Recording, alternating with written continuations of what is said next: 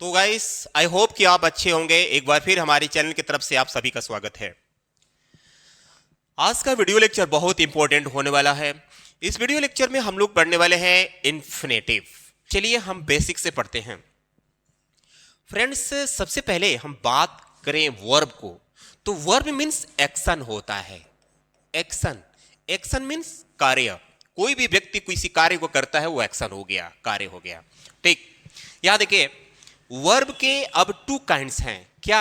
Finite verb, non finite verb. यानी इस verb के टू काइंड्स हैं। कौन कौन से? Finite verb, non finite verb.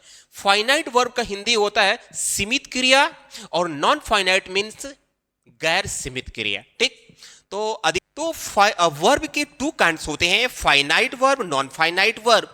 अब ये नॉन फाइनाइट, इस फाइनाइट और नॉन फाइनाइट में से हम सबसे पहले पढ़ने वाले हैं नॉन फाइनाइट वर्ब। अब ये फाइनाइट वर्ब तीन प्रकार के होते हैं, इन्फिनेटिव, जेरंड, पार्टिसिपल्स। ठीक है ना। नॉन फाइनाइट की थ्री काइंड्स हुए, इन्फिनेटिव, जेरंड, पार्टिसिपल। इन्फिनेटिव क्रियार्थक संज्ञा, जेरंड क्रियावाचक संज्ञा, पार्टिसिपल्स कृदंत क्रिया। तो हमारा जो इस नॉन फाइनाइट में जो फर्स्ट टॉपिक है, आज हम कवर करने वाले हैं इन्फिनेटिव। ओके, तो आप वीडियो के एंड तक बने रहना, मजा आने वाला है। इन्फिनेटिव आप सुने होंगे, पढ़ते भी होंगे, लेकिन हो सकता है कि कॉन्सेप्ट क्लियर ना होता होगा। लेकिन इस वीडियो लेक्चर में आज मैं इन्फिनेटिव से रिलेटेड कॉन्सेप्ट को क्लियर कराने का प्रयास करूंगा। ठीक है। इन्फिनेटिव को हम दो नाम से जानते हैं, फुल इन्फिनेटिव, बेयर इन्फिनेटिव। अब ये फुल इन्फिनेटिव क्या है डियर? फुल इन्फिनेटिव मतलब ये हुआ कि वर्ब की फर्स्ट फॉर्म से पहले टू लगा देना। जैसे कि यहां मैं इंडिकेट भी किया हूं, वर्ब की फर्स्ट फॉर्म से पहले टू लगा देना। बेयर इन्फिनेटिव क्या है? बेयर इन्फिनेटिव मीन्स ये होता है कि वहां पर टू छिपा होता है, यानी वर्ब की फर्स्ट फॉर्म से पहले हमें टू नहीं लगाना है। ठीक है। बेयर इन्फिनेटिव मीन्स वर्ब के फर्स्ट फॉर्म से पहले टू नहीं लगाना है, और फुल इन्फिनेटिव को मीन्स वर्ब के फर्स्ट फॉर्म से पहले टू लगाना है। तो ठीक है, तो इन्फिनेटिव के टू काइंड्स हुए, फुल इन्फिनेटिव, बेयर इन्फिनेटिव। लेकिन इस फुल इन्फिनेटिव को अधिकतर लोग इन्फिनेटिव ही बोलते हैं। ठीक है।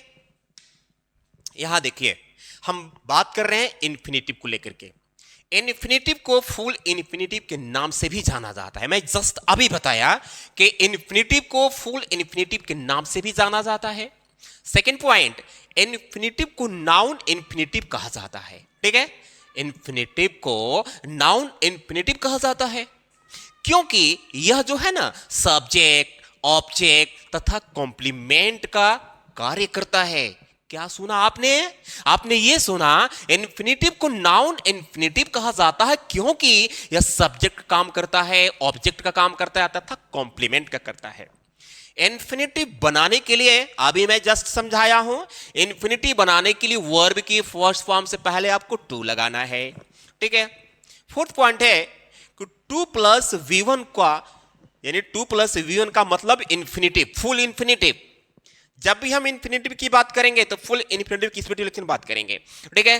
तो टू प्लस V1 अर्थात इन्फिनेटिव का हिंदी करने पर ना, ने, नी, यानी कोई हिंदी सेंटेंस हो या आपकी जुबान से अंग्रेजी का हिंदी निकालते समय ना, ने, नी अगर आता है तो वो इन्फिनेटिव है। ठीक है। अब देखिए यहां पर क्या है। अब ये जो इन्फिनेटिव है, अभी मैं बताया कि ना, ने, नी, ना, ने, नी। आपके जुबान से जब भी ना, ने, नी आता है तो आपको समझना है कि हम इन्फिनेटिव वाले वर्ड को इस्तेमाल कर रहे हैं, इन्फिनेटिव वाले वर्ड को यूज कर रहे हैं। ठीक है। अब ये कैसे होता है मैं अभी आपको दिखाता हूं। हम सबसे पहले इन्फिनेटिव को लेकर के जो बात कर रहे हैं, सबसे पहले हम इन्फिनेटिव का यूज एज अ सब्जेक्ट के रूप में। सब्जेक्ट, कोई अगर आपसे पूछे कि किसी सेंटेंस का सब्जेक्ट कितने प्रकार के हो सकते हैं, तो आप बोलेंगे या तो नाउन होगा या तो प्रोनाउन होगा। यू आर राइट, आप सही हैं कि या तो नाउन होता है या तो प्रोनाउन है। लेकिन सेंटेंस का सब्जेक्ट इन्फिनेटिव भी हो सकता है, जेरंड भी हो सकता है। आपने सही सुना, किसी सेंटेंस का सब्जेक्ट नाउन और प्रोनाउन तो होते ही हैं, लेकिन इन्फिनेटिव भी होता है, जेरंड होता है। तो आज इन्फिनेटिव एज ए सब्जेक्ट के रूप में काम करने वाला है। देखिए, सबसे पहले टू प्लस V1, उसके तुरंत बाद इज या वाज प्लस ऑब्जेक्ट एक्सेट्रा। इस सेंटेंस को देखिए, झूठ बोलना पाप है। ठीक है, झूठ बोलना पाप है। यहां पर हमें यह देखना है कि इस हिंदी सेंटेंस में कहां पर ना या ने या नी आया है, वो हमारा इन्फिनेटिव वर्ड है। ओके, आपने क्या समझा? आपने ये समझा कि जिस हिंदी के लास्ट में ना या ने या नी आता है वही हमारा इन्फिनेटिव है। जैसे कि झूठ बोलना पाप है, तो यहां बता रहा है कि स्ट्रक्चर की सबसे पहले 2 + V1 लिखो। तो 2 + V1 किसको लिखेंगे? जिसके अंत में ना चाहे ने चाहे नी आया हो। तो बोलना, तो बोलना की मीनिंग क्या होता है? Tell, tell. लेकिन हमको यहां सबसे पहले लिखना है 2, यह बता रहा है ना, 2 + V1, टू टेल झूठ होता है। टू टेल अ लाई एक साथ ही बोला जाता है, झूठ बोलना की मीनिंग टू टेल अ लाई। तो इसलिए ये आपका इन्फिनेटिव हुआ, अ लाई इसके साथ जुड़ा हुआ है। तो टू टेल अ लाई, अब तुरंत यहां पर इज पाप है यानी sin. To tell a lie is sin. अब आपसे कोई पूछे कि इसमें इन्फिनेटिव कहां है, तो आपको बताना है कि भाई टू के बाद वाला वर्ड ये पूरा जो है इन्फिनेटिव है। कोई पूछेगा आपसे कि किसका काम कर रहा है, सब्जेक्ट का काम कर रहा है कि ऑब्जेक्ट का कि कॉम्प्लीमेंट का, तो आपको बोलना है कि सब्जेक्ट है। कैसे? तो शुरू में यूज हुआ है 2 + V1 और उसके बाद हेल्पिंग वर्ब। आपको पता ही है, जैसे सेंटेंस अगर लिखा जाए कि राम इज गोइंग, राम जा रहा है, तो यह सब्जेक्ट है, इसके तुरंत बाद हेल्पिंग वर्ब लगा। यह सब्जेक्ट है, इसके तुरंत बाद हेल्पिंग वर्ब लगा। तो किसी सब्जेक्ट के बाद ही हेल्पिंग वर्ब लगता है, तो वो सब्जेक्ट हुआ। यहां पर ये इन्फिनेटिव क्या हुआ? सब्जेक्ट हुआ। टहलना स्वास्थ्य के लिए लाभदायक है। अब इसमें ये देखेंगे कि ना चाहने चाहने की मात्रा किधर है, तो शुरू में ये है, ये टहलना। तो टहलने की मीनिंग होता है वॉक, लेकिन वॉक लिखने से पड़े टू, तब टहलने की मीनिंग वॉक, टू वॉक है ना। अंग्रेजी हमेशा 99% उल्टा फ्रॉम राइट टू लेफ्ट बनता है डियर, ठीक है ना। तो यहां देखिए क्या करने वाले हम, है तो है के लिए इज, टू वॉक इज, अब लाभदायक के लिए बेनिफिशियल, बेनिफिशियल। अब के लिए की मीनिंग फॉर, स्वास्थ्य के लिए health. To work is beneficial for health. देख रहे हैं ना, to work is beneficial for health. अब कोई आपसे पूछे कि इसमें इंफिनिटिव कहां है, तो आप बता देना यही है। कोई आपसे पूछे कि ये क्या काम कर रहा है, तो बोलना कि सब्जेक्ट का काम कर रहा है, क्योंकि ये हेल्पिंग वर्ब से पहले लगा हुआ है। क्लियर? आई होप कि आपको समझ में आ गया होगा। धूम्रपान करना हानिकारक है, धूम्रपान करना हानिकारक है। अब यहां देखिए, इसमें ऐसा वर्ड ढूंढिए जिसमें ना या ने या नी आया हो। ये पूरा धूम्रपान करना एक ही होता है। तो धूम्रपान करने की मीनिंग स्मोक होता है, लेकिन यहां पे लिखेंगे टू स्मोक। स्मोक मीन्स धुआं भी होता है, ये वर्ब और नाउन दोनों है। टू स्मोक है के लिए, इस हानिकारक के लिए हार्मफुल। अब कोई पूछे इसमें इन्फिनेटिव कहां है, तो बोलना यही है, सब वर्ब से पहले इस्तेमाल हुआ है।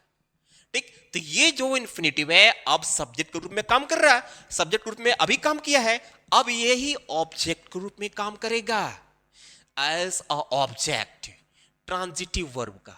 यानी इन्फिनेटिव अब इन्फिनेटिव ट्रांजिटिव वर्ब का ऑब्जेक्ट के रूप में काम करने वाला। देखिए कैसे, वह जाना चाहती है।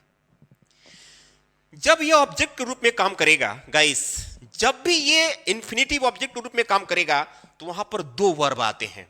वर्ब आपस में टकराएंगे तो उसमें एक इन्फिनेटिव गारंटी के साथ होगा, क्योंकि ना ने नी लिख जरूर आएगा। अब यहां देखिए, वह जाना चाहती है, वह सब्जेक्ट। अब यहां से उल्टा चलेंगे, देखिए कैसे, वह के लिए सी, चाहती है के लिए वॉन्ट, प्रेजेंट इंडेफिनिट एस लग गया। अब ये देखिए, ना वाला जो वर्ड है, ये ना की मात्रा लेकर आया हुआ है। इसको जाने की मीनिंग लिखने से पहले यहां लिखना पड़ेगा to go. She wants to go. ये टू गो आपका इन्फिनेटिव है, किस रूप में? ऑब्जेक्ट के रूप में, क्योंकि ये मेन वर्ब है, ये ट्रांजिटिव वर्ब है, इसके जस्ट बाद यूज हुआ है, इसलिए इसे बोलेंगे कि इन्फिनेटिव ऑब्जेक्ट के रूप में यूज हुआ है। मैं कुछ करना चाहता हूं, आई, चाहता हूं के लिए वांट, करने की मीनिंग होता है डू, लेकिन टू डू लिखेंगे कुछ, यानी something. I want to do something. अब आपसे कोई पूछे कि इसमें जो इन्फिनिटिव कहां है, तो आपको बताना है कि टू डू है। किस रूप में काम कर रहा है? तो ऑब्जेक्ट के रूप में काम कर रहा है। तो कैसे? तो भाई ये देखो, ये मेन वर्ब है, इस मेन में ट्रांजिटिव वर्ब है, इसके बाद यूज हुआ है। आपको ये फॉर्मूला पता है ना, सब्जेक्ट वर्ब और ऑब्जेक्ट। तो वर्ब के बाद जो वर्ड आता है ऑब्जेक्ट काम करता है। तो यहां वर्ब है तो यहां पर ऑब्जेक्ट काम कर रहा है, तो यानी इन्फिनिटिव यहां ऑब्जेक्ट काम किया। वे लोग अंदर आना चाहते हैं, वे लोग सब्जेक्ट वे लोग अंदर आना चाहते हैं, यहां पर गलत हो गया है। वे लोग अंदर आना चाहते हैं, तो चाहते के लिए वांट, क्या चाहते हैं? आना। आने की मीनिंग कम होता है, तो यहां टू लगाकर काम करेगा क्योंकि ये इन्फिनिटिव है। अंदर यानी in, they want to come in, they want to come in, ये आपका इन्फिनिटिव इस वर्ब का ऑब्जेक्ट बन गया। अब ये जो इन्फिनिटिव है as a complement of is am are was were, guys is am are was were का अब एक कॉम्प्लीमेंट बनने वाला है, यानी पूरक बनने वाला है। ठीक है, मुझे घर जाना है।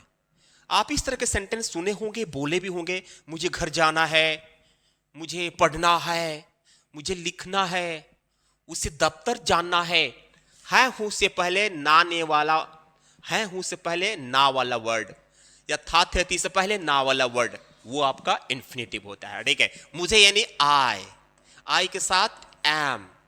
ठीक है, जाने के meaning to go, I am to go home, I am to go home. ठीक है, अब यहां देखिए, तो इस एम आर वाज वर्ग के जस्ट बाद टू गो लगा, तो इसका जो है यानी इस एम आर वाज वर्ग का इसका कॉम्प्लीमेंट बना, यानी इनका ये पूरक बन गया। तो यहां पर एक तरह से कहा जाए कि ये ऑब्जेक्ट का ही काम कर रहा है, मैंने एक पूरक बन रहा है। I am to go home, मुझे घर जाना है। मेरा शौक पढ़ाना था, मेरा शौक, माय हॉबी, माय हॉबी था। देख रहे हैं ना, my hobby was to teach, तो इस वर्ब का ये टू टीच पूरक बन गया, कॉम्प्लीमेंट बन गया, यानी ये आपका ऑब्जेक्ट है। मेरा इच्छा एक क्रिकेटर बनना है, मेरा इच्छा, माई डिजायर है के लिए, इस बनने के लिए, टू बिकम, टू बिकम क्या बनना है? एक cricketer, cricketer. My desire is to become a cricketer. तो देखिए, इज के बाद टू बिकम लगा, वाज के बाद टू टीच लगा, एम के बाद टू गो लगा। तो जहां जहां टू वाला वर्ड आया हुआ है वो इन्फिनिटिव है, जो इनका कॉम्प्लीमेंट बन रहा है। अब यही इन्फिनिटिव एज प्रेपोजिशन ऑब्जेक्ट, यानी किसी प्रेपोजिशन का ऑब्जेक्ट बनेगा। किसका ऑब्जेक्ट बनेगा? प्रेपोजिशन का। मेरा रूम पार्टनर सोने वाला है। अब यहां देखिए, my room partner, okay, my room partner वाला वाली सेंटेंस में आप देखे होंगे कि हमेशा अबाउट के बाद टू लगता है, तो जो अबाउट वर्ड है वो प्रेपोजिशन है। My room partner is about, about to, देख रहे हैं ना, सोने की मीनिंग। अब ये ने की मात्रा लेकर आ गया, जाने वाला है, सोने वाला है। तो मैं पहले बोला हूं कि ना ने नी, ना ने नी, चाहे ना हो, चाहे ने हो, चाहे नी हो, ये आपका इन्फिनिटी पहचानने का मंत्र है। ये एक ऐसा मैजिकल लेटर है जो आपको बता देगा कि ये इन्फिनिटिव है। ठीक है, तो यहां देखिए, ने, तो ने आया ना, सोने की मीनिंग होता है टू स्लीप, तो सोने की मीनिंग टू स्लीप।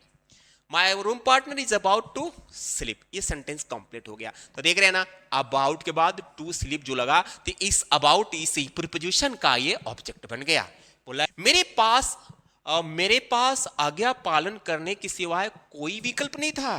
बोला है कि मेरे पास आज्ञा पालन करने के सिवाय कोई विकल्प नहीं था। मेरे पास यानी I no choice, I had no choice के सिवाय, एक्सेप्ट आज्ञा पालन करने के, टू ओबे, ओबे मतलब पालन करना, ठीक है, आज्ञा पालन करना, तो पालन करने की मीनिंग हो गया ओबे। और यहां देख रहे हैं ना इसमें ने लगा हुआ है, तो यही मतलब पालन करने की मीनिंग होता है, तो except to obey the order. तो बोल रहे हैं कि I had no choice except to obey the order. तो इस एक्सेप्ट यानी इस प्रेपोजिशन के बाद ये देख रहे हैं ना, ये टू ओबे आया यानी इन्फिनिटिव आया, तो इस प्रेपोजिशन का ऑब्जेक्ट बन गया। यहां पर अबाउट प्रेपोजिशन है, इसके बाद इन्फिनिटिव यूज हुआ, तो यहां पर इस प्रेपोजिशन का ऑब्जेक्ट हुआ, ठीक है। तो फ्रेंड्स आई होप कि ये इन्फिनिटिव आपको समझ में आया होगा, ठीक है।